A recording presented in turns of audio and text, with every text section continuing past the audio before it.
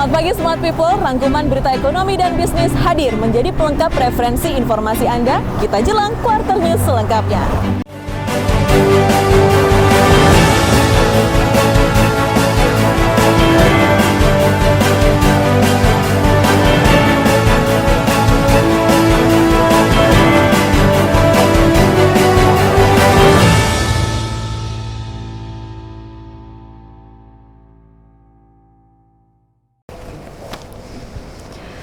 Halo, selamat pagi Smart People. Quarter News edisi Senin 1 Maret 2021 kembali hadir.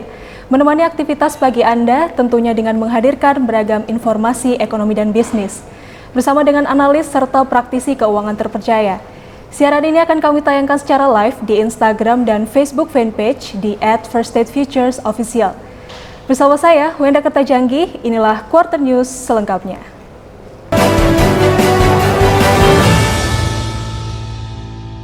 Smart People, banyak peristiwa mancanegara dan peristiwa dalam negeri yang menjadi perhatian kita semua. Untuk mengawali Quarter News kali ini, kita akan mulai dari berita mancanegara.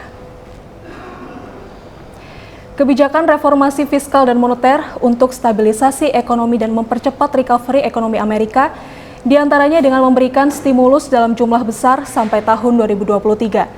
Kemudian kebijakan pembelian kembali obligasi pemerintah atau quantitative easing, dan kebijakan suku bunga rendah yang mendekati 0% sudah membuahkan hasil. Yield US Treasury Bond mengalami kenaikan dan pertumbuhan ekonomi Amerika yang positif membuat indeks saham Amerika mencapai rekor tertinggi. Untuk mengulas lebih detail mengenai hal tersebut, saat ini kita sudah tersambung dengan analis dari PT First State Futures, Bapak Yusriandi. Baik, kita sapa terlebih dahulu. Halo, selamat pagi Pak Yusri. Halo Pak Yusri, sudah bisa mendengar suara saya? Ya. Baik, kita langsung beralih ke pertanyaan pertama. Melihat kondisi ekonomi Amerika yang semakin membaik akan sangat berdampak pada pergerakan mata uang US dollar sebagai mata uang utama dunia. Bagaimana menurut Pak Yusri? Terima kasih. Ya, menurut saya pergerakan mata uang USD yang terus menguat ditopang oleh sentimen inflasi dan kenaikan imbal hasil obligasi Amerika Serikat. Pada pidato hari Kamis, tanggal 25 bulan 2 kemarin, Ketua Federal Reserve, Jerome Powell, berkomitmen untuk pengembalian ekonomi Amerika Serikat menuju pekerjaan yang penuh. Selain itu, ia mencoba untuk meyakinkan investor bahwa inflasi tidak menjadi masalah untuk perkembangan ke depan. Baik, lalu forecast pergerakan mata uang US dollar untuk minggu ini bagaimana Pak Yusri? Untuk forecast mata uang USD minggu ini, saya melihat bahwa Amerika Serikat akan mampu keluar dari krisis multidimensi lebih kuat daripada rekan-rekannya. Tapi momentum greenback kemungkinan tidak akan bertahan lama. Hal ini diakibatkan oleh stimulus fiskal yang diperkirakan akan datang. Dan Federal Reserve tampaknya puas untuk pembelian obligasi dan mengakibatkan ekspektasi inflasi dan imbal hasil obligasi akan turun kembali. Kemudian dolar yang masih diuntungkan dari kenaikan imbal hasil obligasi akan kembali melemah. Baik, harga minyak mentah dunia sempat tembus di level 63 US dollar per barrel dan merupakan harga tertinggi sejak 2019. Nah, tren kenaikan harga minyak mentah dunia ini apakah masih akan terus berlanjut atau akan mengalami koreksi, Pak Yusri? Ya, saya melihat tren kenaikan harga minyak mentah dunia ini kemungkinan masih akan berlanjut. Yang pertama didukung oleh dampak dari COVID-19, pertemuan OPEC dan faktor cuaca dingin di Texas, di mana Texas merupakan penghasil minyak terbesar minyak mentah di Amerika Serikat. Baik, lalu prediksi harga minyak mentah dunia untuk minggu ini ada di level berapa, Pak? Untuk minggu ini kemungkinan harga minyak dunia masih bertahan di level 62 USD, akan tetapi untuk prediksi kedepannya, saya optimis bahwa minyak mentah dunia akan mampu tembus di level 70 USD per barel. Lalu apa yang menjadi katalisnya, Pak Yusri?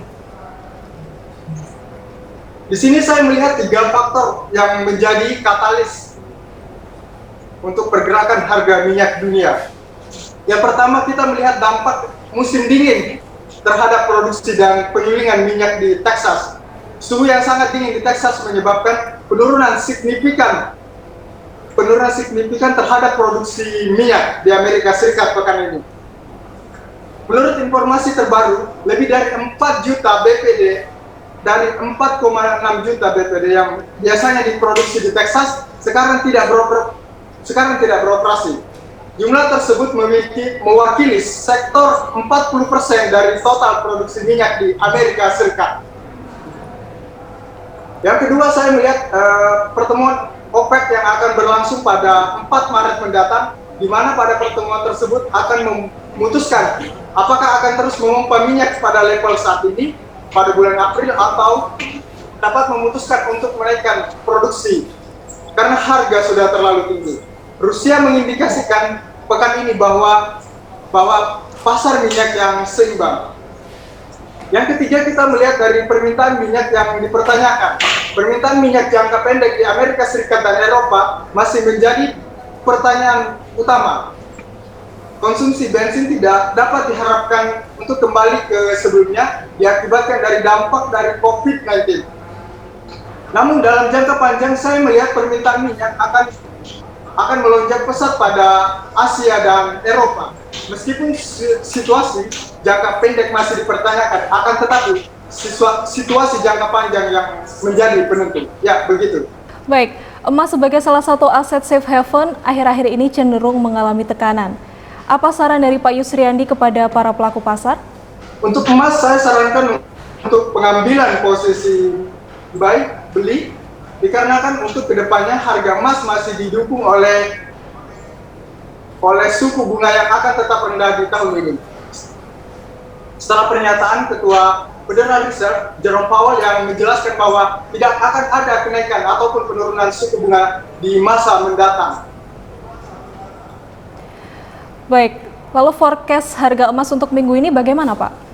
Ya, saya melihat untuk forecast harga emas dipastikan masih akan bertahan di level 1.700 pada pekan ini. Bagaimana pergerakan pasar saham dan pasar komoditas selama sepekan ini, Pak Yusri? Selama sepekan ini saham Wall Street melemah cukup tajam. Hal itu diakibatkan oleh kenaikan imbal hasil obligasi Amerika Serikat yang membuat investor berpindah dari pasar saham ke obligasi, menurut saya. Karena hal ini memicu investor untuk memindahkan dananya ke instrumen yang memiliki resiko yang lebih kecil ketimbang pasar saham yang sudah memasuki fase yang cukup mahal. Untuk harga komoditas sendiri, khususnya emas juga mengalami penurunan diakibatkan dari kenaikan imbal hasil obligasi Amerika Serikat. Baik, lalu apa saham dan komoditas yang direkomendasi bagi para investor dan pelaku pasar untuk minggu ini, Pak Yusri? Untuk pekan ini rekomendasi saham yaitu saham di sektor otomotif dan teknologi seperti saham Tesla, Apple, General Motors, dan untuk komoditas saya sarankan untuk gold, emas. Baik, Pak Yusri, selanjutnya kita beralih ke berita dalam negeri. Setelah pemerintah memberikan insentif fiskal berupa penghapusan PPNBM ke sektor industri otomotif, minggu lalu pemerintah kembali memberikan insentif fiskal ke sektor properti dengan pemberian kelonggaran ketentuan uang muka atau DP kredit dan pembiayaan properti sebesar 0%. Aturan DP KPR 0% ini akan berlaku mulai 1 Maret 2021. Pak Yusri, bagaimana Anda melihat hal tersebut? Ya, terima kasih. Kita melihat bahwa insentif fiskal penghapusan PPNBM di sektor otomotif akan memicu penurunan harga mobil dan menggairahkan industri mobil nasional, sehingga diharapkan pembelian mobil bisa meningkat. Untuk insentif fiskal di sektor properti atau DP KPR 0% diharapkan bisa mendorong pertumbuhan kredit maupun sektor properti di tengah pandemi COVID-19. Seperti yang kita ketahui bersama bahwa sektor properti adalah salah satu industri yang terkena dampak dari COVID-19 disebabkan daya beli masyarakat yang lesu mempengaruhi sektor properti. Dengan pembelian properti tanpa uang muka pastinya akan berdampak dan berpotensi dan meningkatkan minat membeli properti masyarakat.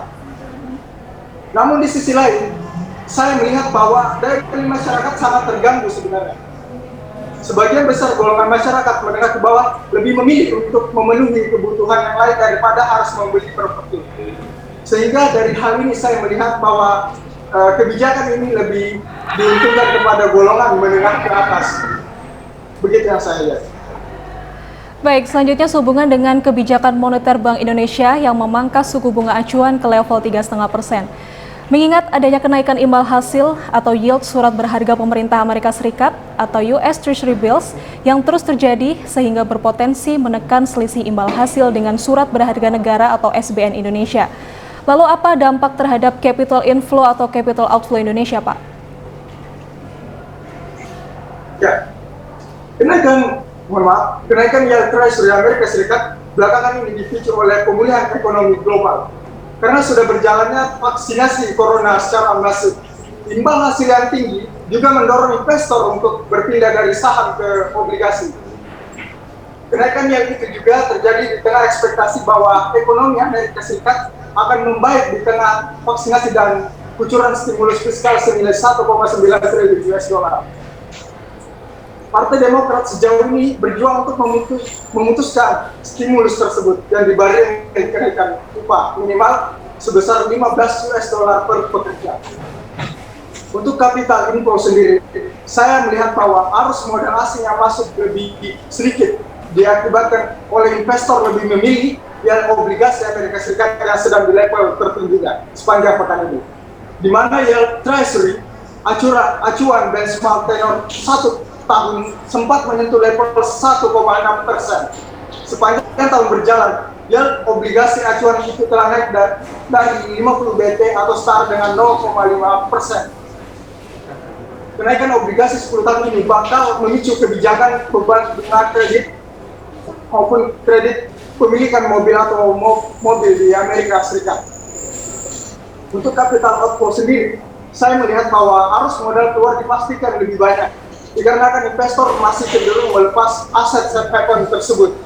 Hal tersebut mengakibatkan beberapa tenor surat berharga negara Indonesia tercatat mengalami penurunan yield. Berdasarkan data, penurunan yield terbesar terjadi di obligasi pemerintah tenor 30 tahun berkode FR 0089 yang turun 5,7 basis point menjadi 4,823%. Ya, begitu. Baik, terima kasih Pak Yusri untuk analisanya minggu ini. Sampai bertemu lagi di lain kesempatan. Terima kasih kembali. Demikian tadi perbincangan kami dengan analis dari PT First State Futures, Bapak Yusriandi. Smart People, jika Anda membutuhkan beragam informasi seputar dunia perdagangan berjangka dan komoditas, Anda bisa cek di www.firststate-futures.com.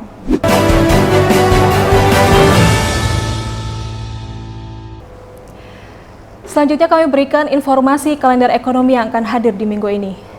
Senin 1 Maret, untuk mata uang US dollar ada ISM Manufacturing PMI, mata uang Australian dollar ada RBA Rate Statement. Lalu hari Selasa 2 Maret, untuk mata uang Australian dollar ada GDP Gross Domestic Product. Hari Rabu 3 Maret, untuk mata uang Pound Sterling ada Annual Budget Release.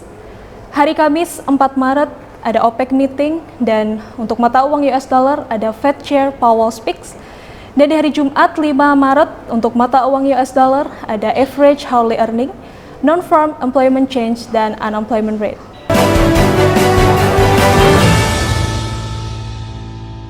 Demikian tadi Quarter News untuk edisi kali ini. Jangan lewatkan Quarter News yang hadir setiap hari Senin jam 9 pagi hanya di live Instagram dan Facebook fanpage di @FirstStateFuturesOfficial.